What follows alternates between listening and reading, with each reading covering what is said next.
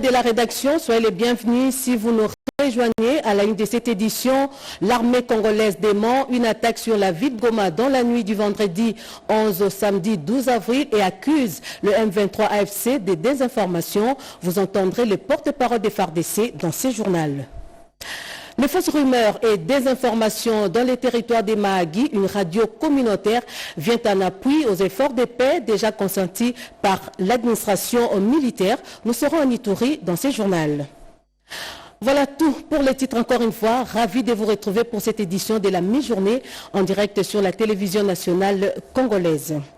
Je l'ai dit en titre, les forces armées de la République n'ont pas attaqué la ville de Goma, comme l'a souligné les M23 FC dans un communiqué. Le porte-parole de FARDC, le général-major Sylvain Ekenge, a apporté un démenti sur les fausses accusations des forces négatives. Écoutons-les. Un communiqué infondé et dépourvu de toute logique a été rendu public par l'AFC M23 soutenu par le Rwanda. Cette communication accuse les forces armées de la République démocratique du Congo d'avoir monté la nuit du 11 au 12 avril 2025 une attaque contre la ville de Goma. À ce sujet, les forces armées de la République démocratique du Congo tiennent à donner des précisions objectivement vérifiables suivantes à l'opinion nationale et internationale. 1. Au nord de la province, leur première position se trouve à plus de 300 km de la ville de Goma, dans le territoire de Lubero, au grand nord de cette province. 2. À l'ouest de Goma, les forces armées de la République démocratique du Congo sont en pleine défensive dans le territoire de Walikale.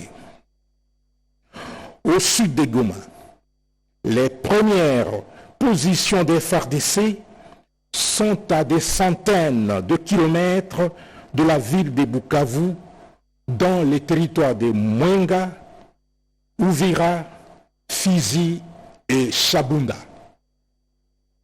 Le communiqué de l'AFC M23 taillé de toutes pièces est en réalité un scénario sciemment monté non seulement pour camoufler et justifier les tueries quotidiennes des civils dans la ville de Goma, mais aussi et surtout pour manipuler l'opinion et également satisfaire leurs appétits criminels.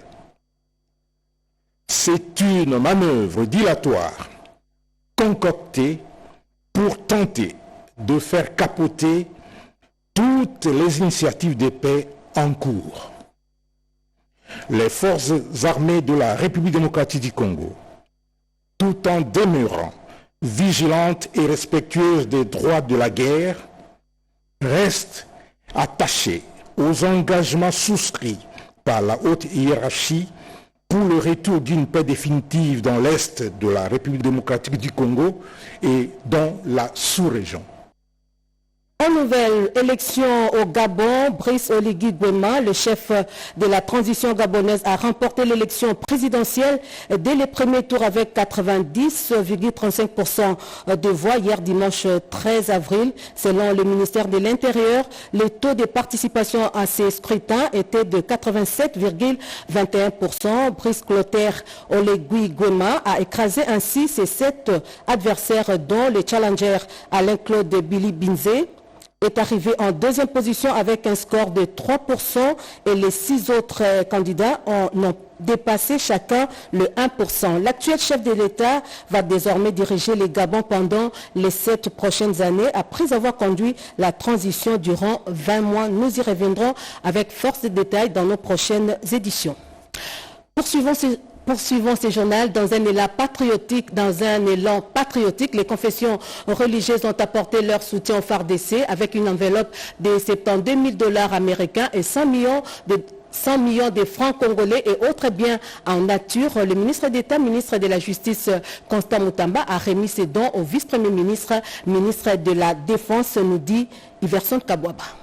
Dans sa logique axée sur la transparence dans la gestion de la chose publique, le ministre d'État, ministre de la Justice et garde des Sceaux, Maître Constant Moutamba, a procédé au nom du commandant suprême des forces armées, Félix-Antoine Tshisekedi Tshilombo, à la remise officielle aux mains du vice-premier ministre, ministre de la Défense nationale, Guy Mwadianvita, les fonds et autres produits de première nécessité collectés par les églises en faveur du FARDC. Une enveloppe de 72 000 $ et plus de 100 millions de francs congolais et plusieurs tonnes de vivres, a fait savoir le patron de la justice et garde des Sceaux en qualité du ministère des tutelles des églises et des confessions religieuses. Nous demandons aux confessions religieuses qui tergiversent encore de pouvoir emboîter le pas.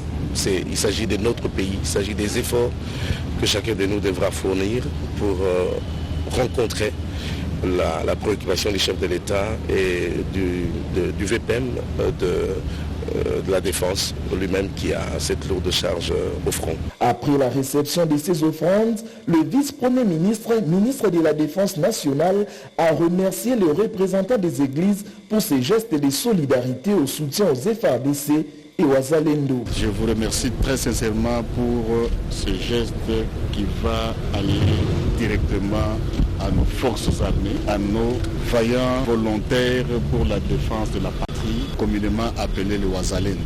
Mettez vos forces combattantes dans vos prières quotidiennes. Ce soutien a pour but de réconforter davantage les efforts du chef de l'État, Félix-Antoine Tshisekedi Tshilombo, et la chef du gouvernement, Judith Suminwa Tuluka, a expliqué le garde des Sceaux, Constant Moutamba, afin de pouvoir barrer la route à l'armée rwandaise et ses supplétifs du M23 AFC.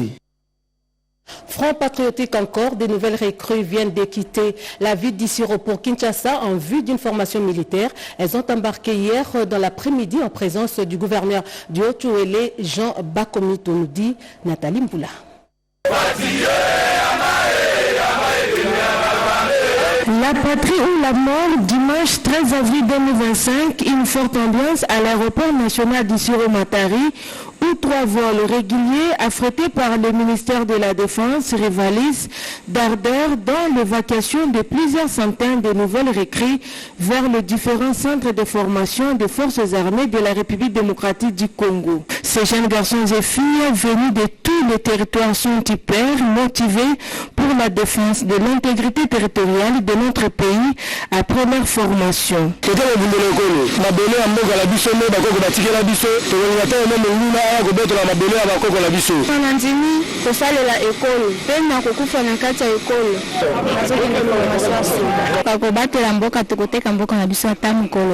Cette démonstration de force vient renforcer la présence significative, comme jamais auparavant, des fils et filles du Haut-Ouélé dans les rangs de FARDC grâce à un travail de fourmi réalisé sur terrain par le gouverneur Jean Bakomito Gambou, les élus provinciaux, mais aussi de bien d'autres encore, dont la sensibilisation générale lancée par le chef de l'État.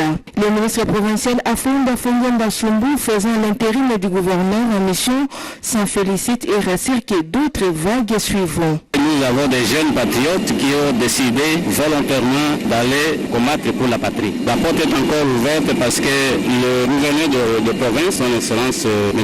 Bakomito Gambou, il tient à ce que les autres puissent encore venir. Ce n'est pas encore suffisant. Son excellence M. le président de la République tient à ce que tous les jeunes qui sont encore restés à la maison viennent. Donc que la sensibilisation continue pour que nous puissions avoir demain des meilleurs combattants, des plus jeunes qui vont encore faire plus longtemps dans l'armée. Signalons que ces 3 rotations s'ajoutent au premier convoi parti d'Issiro il y a quelques semaines sous l'accompagnement personnel de Jean Bakomito Gambou.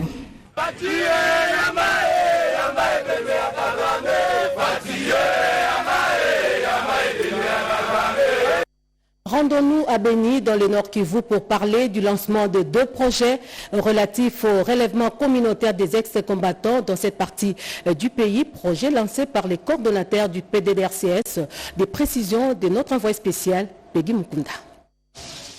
La MONUSCO réaffirme son engagement à soutenir et à accompagner les programmes de désarmement, de mobilisation, règlement communautaire et stabilisation PDDR-CS-CC qu'a déclaré Ibrahim Khaled, coordonnateur principal de la section DDR de la MONUSCO, au cours d'un échange tenu au siège de la MONUSCO à Béni avec le coordonnateur national du PDDR-CS, Jean-Didier Désiré Ntangatita. Cette rencontre, saluée par les partenaires de divers organismes présents dans la salle, a permis de renforcer les liens entre les acteurs impliqués dans la mise en œuvre du programme. Ces partenaires ont assuré à l'hôte de la MONUSCO, Jean-Didier Désiré Ntangatita, leur volonté de poursuivre le chemin entamé depuis la création de ces programmes phares voulus par le chef de l'État, Félix-Antoine Tshisekedi, pour la stabilisation de l'Est de la RDC. Ils ont souligné la nécessité d'un appui cohérent et coordonné afin que ces programmes qui abordent la problématique des ex-combattants puissent produire des résultats concrets sur le terrain. À l'occasion de cette première visite officielle à Béni, le coordonnateur national du PDDR-CS a lancé un appel aux partenaires pour une réflexion collective menée de manière harmonisée dans le but de poser des bases solides d'un travail sérieux et structuré. Il a par ailleurs exprimé sa gratitude envers le coordonnateur principal de la section DDR de la MONUSCO, Ibrahim Khaled, pour son accompagnement tout au long de sa mission à Béni. De son côté, le chef de bureau de la MONUSCO Béni, Abdou Ganda,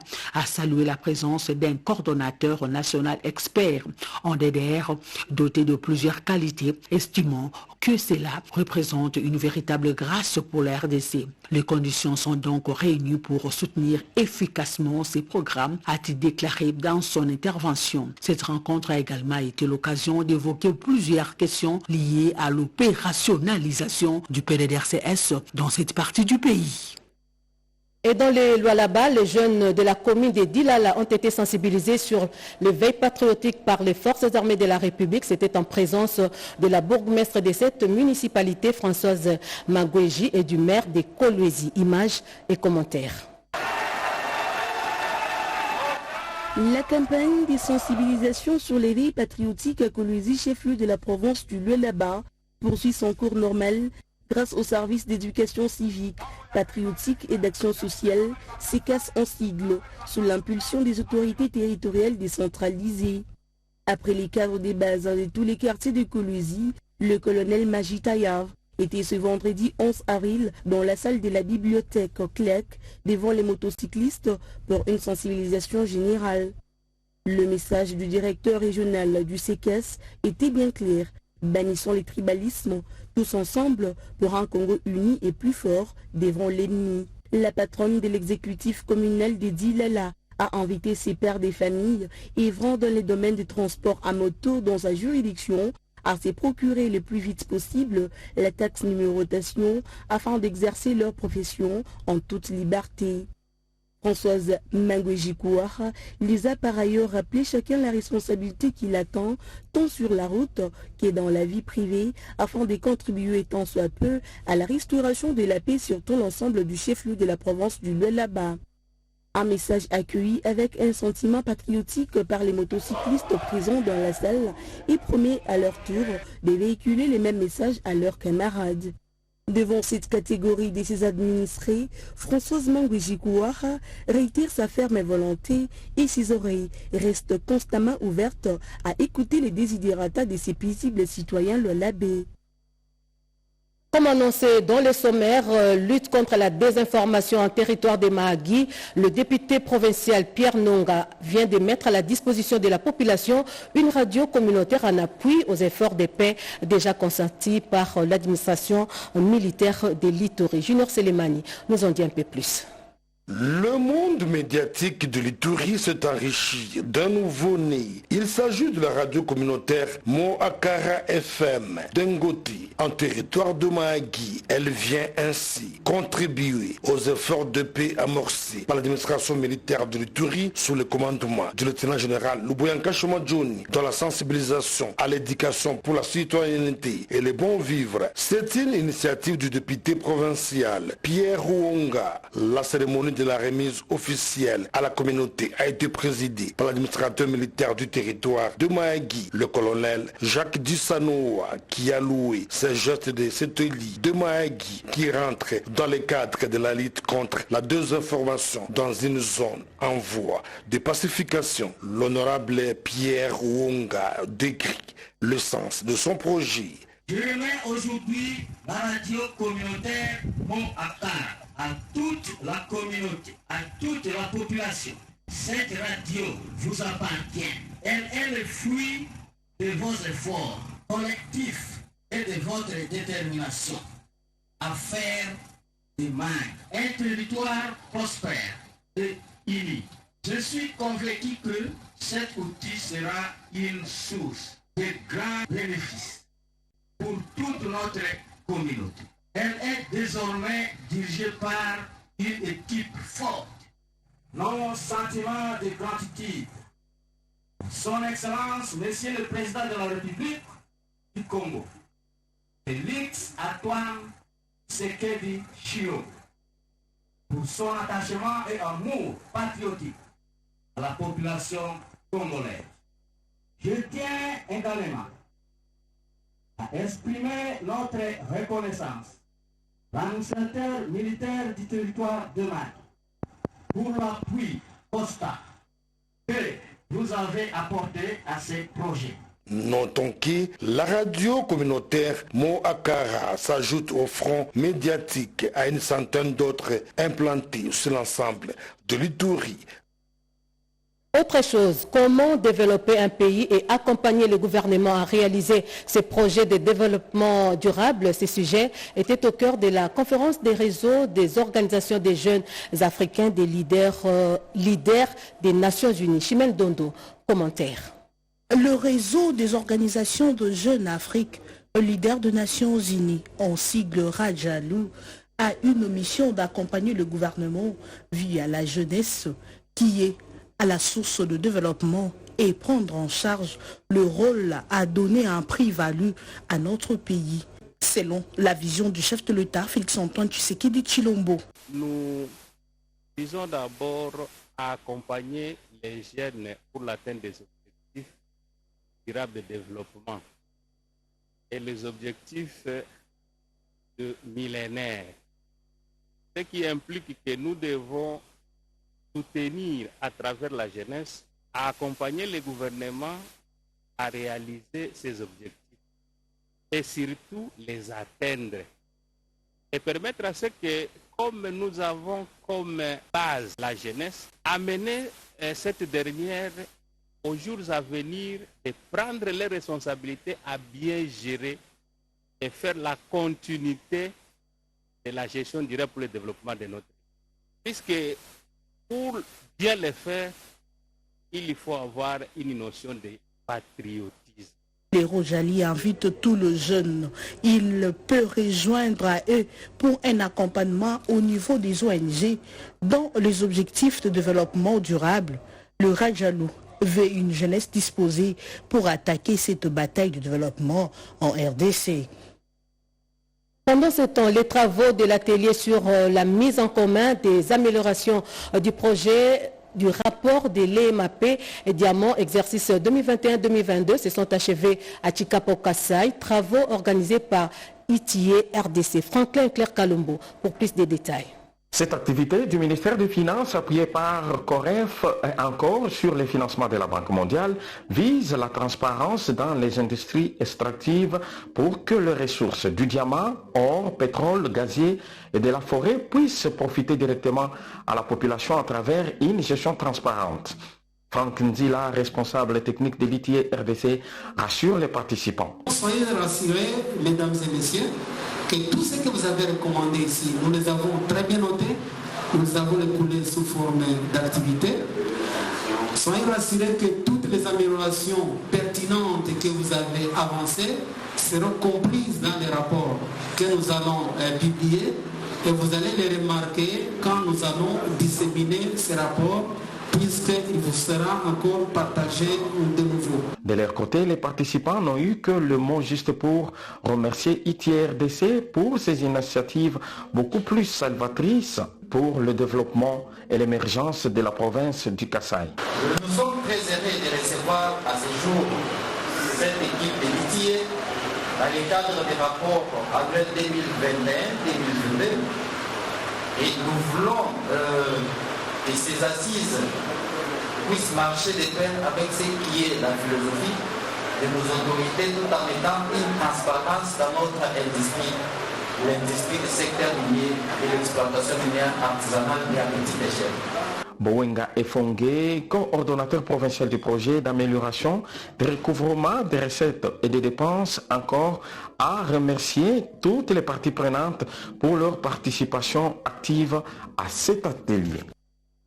Religion, les chrétiens catholiques ont commémoré hier dimanche l'entrée messianique de Jésus-Christ en Jérusalem. Des fidèles des paroisses de l'archidiocèse de Kinshasa ont célébré avec faste le dimanche des Rameaux, à l'instar des fidèles de la paroisse Saint-Maximilien et Kolbe de Ngafani à Mongafula. Jacques Kabouaba, reportage.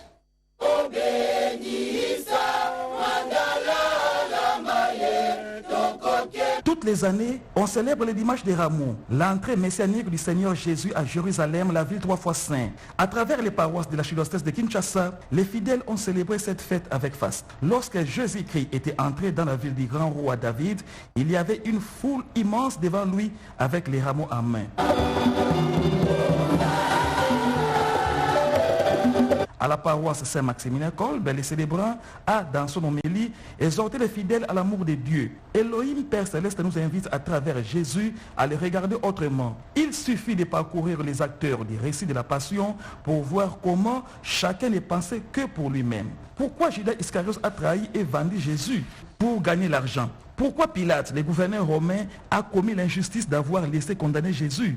Pour se sauver devant une grande foule, il avait tellement peur. Pourquoi Hérode était-il content de voir Jésus? Pour satisfaire sa curiosité. Jésus, par contre, pensait aux autres. Malgré ses souffrances, les humiliations, les insultes, n'avaient cessé de penser aux autres. Quel oubli de soi. Au lieu de blâmer Pierre, il a prié pour lui. Il n'avait pas refusé à Judas de participer au repas. Il lui avait donné la possibilité de changer ses mauvais plans. Si nous voulons suivre Jésus à l'entrée de Jérusalem, a conclu les célébrants, nous sommes appelés à suivre son chemin de la croix. Nous sommes aussi invités à suivre son exemple. Penser aux autres, offrir sa vie, arrêter la violence, jamais condamner, aider ceux qui souffrent, consoler les malheureux, être miséricordieux, encourager, pardonner et sauver.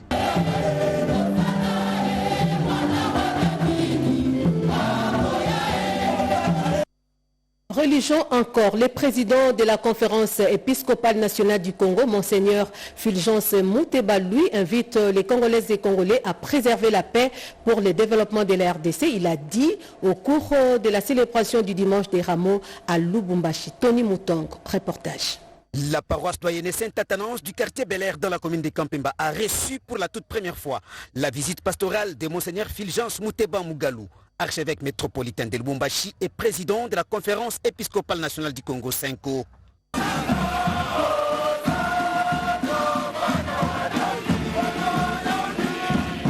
Un moment choisi pour le vice-gouverneur de la province du Haut-Katanga, Martin Kazembe Choula, de communier avec les siens.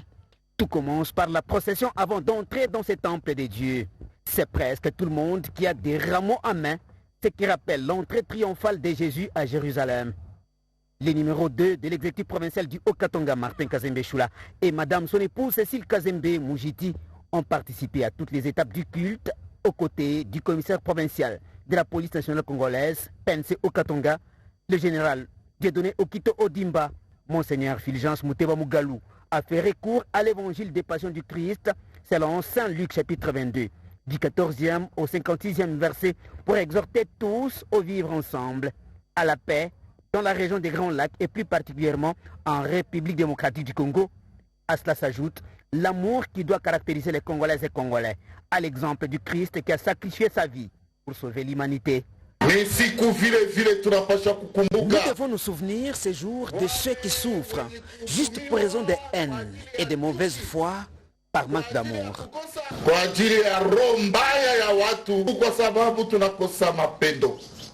Maandamano yetu tutaifanya tukikumbuka hasa zaidi ndugu zetu. Nos compassions envers nos frères et sœurs victimes des affres de guerre, qu'ils se sentent fortifiés au nom du Seigneur Jésus-Christ. Vient ensuite les moments de la Sainte Seine, ou mieux, le partage d'Eucharistie et l'offrande.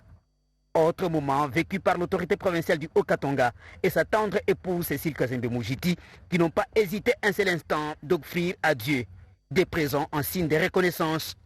L'adoration et la louange ont permis aux fidèles de célébrer avec faste l'entrée du Christ à Jérusalem. Retour dans la capitale, les populations des quartiers Mitendi et Njili Kilambo vivent un calvaire suite aux dégâts matériels causés par les eaux des pluies. Ces habitants lancent un SOS aux autorités du pays. C'est un reportage de Pascal Sissot, commenté par Anim Balaka. Nous sommes à Mongafula, quartier Njili Kilambo et Mitendi, où les dégâts des eaux des pluies diluviennes s'alourdissent du jour au lendemain et augmentent la souffrance des populations. Routes extrêmement dégradées, ponts coupés, les maisons emportées et plusieurs biens importants détruits par la fureur de cette pluie torrentielle. Cette situation préoccupe au plus haut point l'autorité municipale qui promet d'intensifier l'assistance de ces victimes. Le constat est amer. Vous allez voir que nous sommes frontaliers à plus ou moins 4 communes et toutes ces communes déversent de l'eau dans Njili. Et tous ces habitants qui ont construit sur les lits, je pense qu'il faut une solution urgente. Comme si cela ne suffisait pas, une tête d'érosion menace les pylônes électriques de la SNEL desservant le centre-ville de Kinshasa. Certains quartiers sont plongés dans le noir suite à la coupure de l'électricité. Les ponts reliant les communes d'Enjili, Kimbansek et Kinsenso avec la province du Congo central sur la rocade s'est effondré, causant une coupure totale de communication entre ces municipalités avoisinantes. Nous avons tout perdu. Nous sollicitons l'assistance des autorités. La proximité géographique de communes de Mongafula par rapport à la province du Congo central des Sokwa, poumon économique du pays, nécessite une intervention urgente pour faciliter les échanges commerciaux des opérateurs économiques.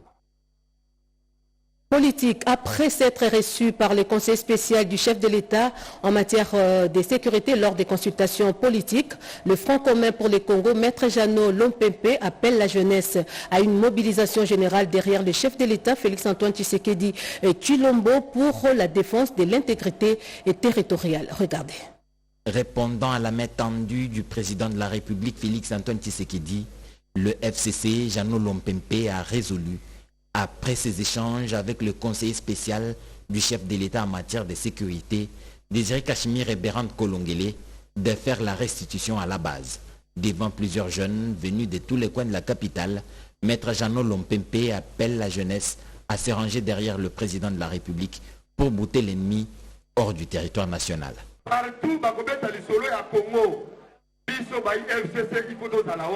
Partout où l'on parlera du Congo, nous, FCC, devrions être là. C'est dans cette logique que nous avons répondu à l'invitation du président de la République aux consultations politiques. Nos divergences doivent rester sur le plan interne. Lorsque l'ennemi nous envahit, nous devons nous mobiliser tous comme un seul homme pour chasser l'ennemi.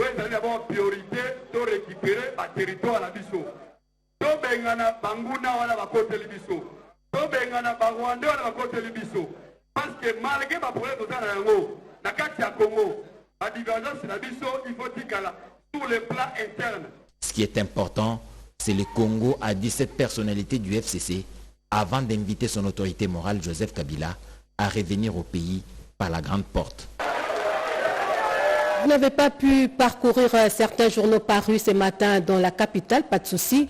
Jean-Pierre Ndolo Demazou s'est fait devoir de sélectionner et commenter pour vous quelques tabloïds à travers cette revue de presse que je vous prie de suivre.